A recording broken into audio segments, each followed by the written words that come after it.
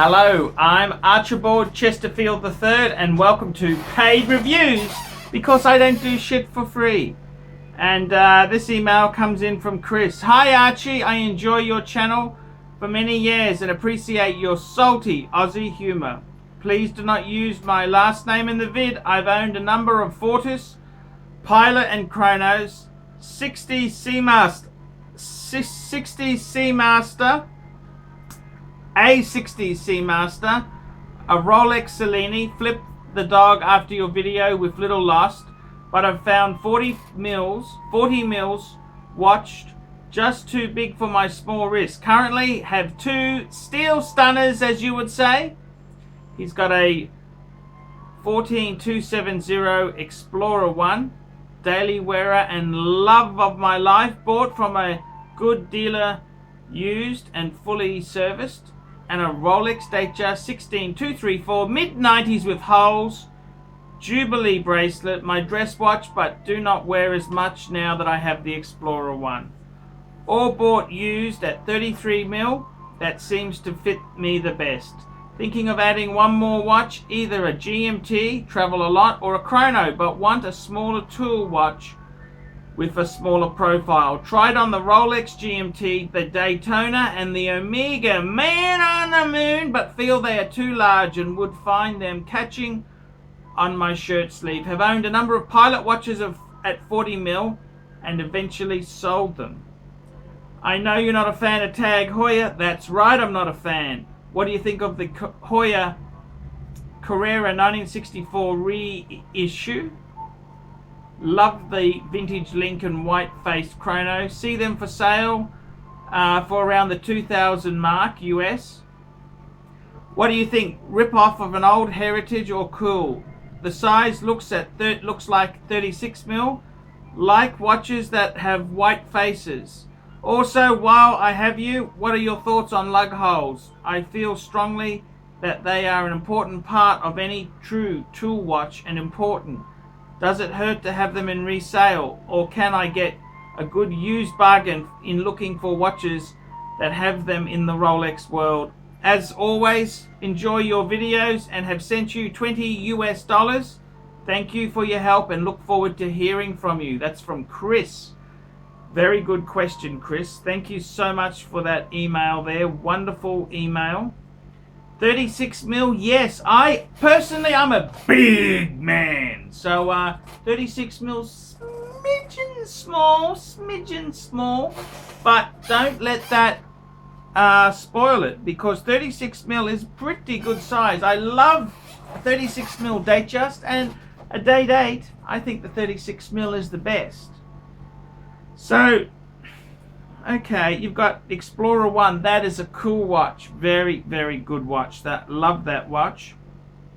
And you've got a DateJust, two-tone DateJust. Great piece. What's my opinion on the holes case? Well, I actually like them. My Explorer 2 is a no holes case. It's a no holes case. And I gotta tell you, that is a fucking bitch to take the bracelet off. And I love the holes case. It's so easy to put a NATO on, or put a leather NATO. It's just so cool to switch and change. The non-holes cases tend to be older watches because the newer models did away with the holes. And I think in a dress watch they probably look cleaner, but on a tool watch, I prefer the holes case. As far as the value goes, look, in places like Asia, they always want the latest one. The no holes one, there is a bit of a difference. In America, it doesn't seem to be so much. People, so what? Doesn't matter. Such a small change, it didn't matter.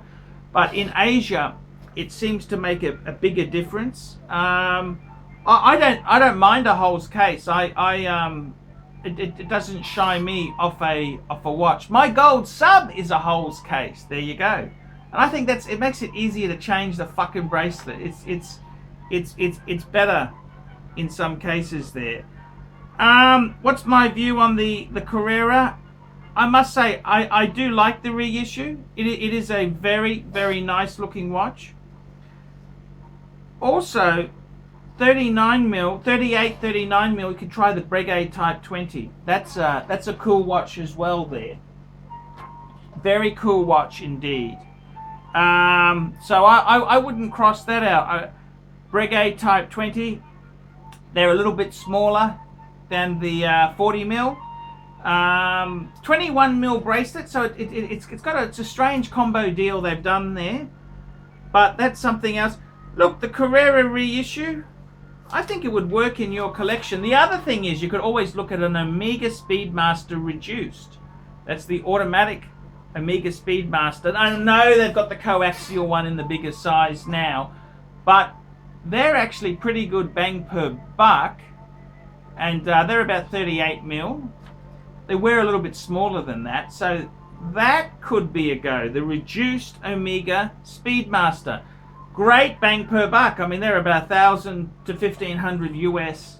So can't really go wrong with that. They're a great thing to have there. So there's not a problem with that. I love your mini collection there. That's a great collection. I think if I had a choice of a Carrera reissue or a Omega reduced, I'd probably go Carrera reissue.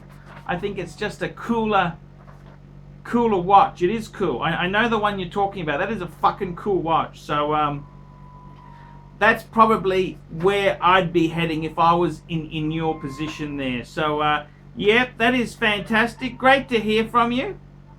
And thank you so much for asking Archie about your collection. See you later, fuckers.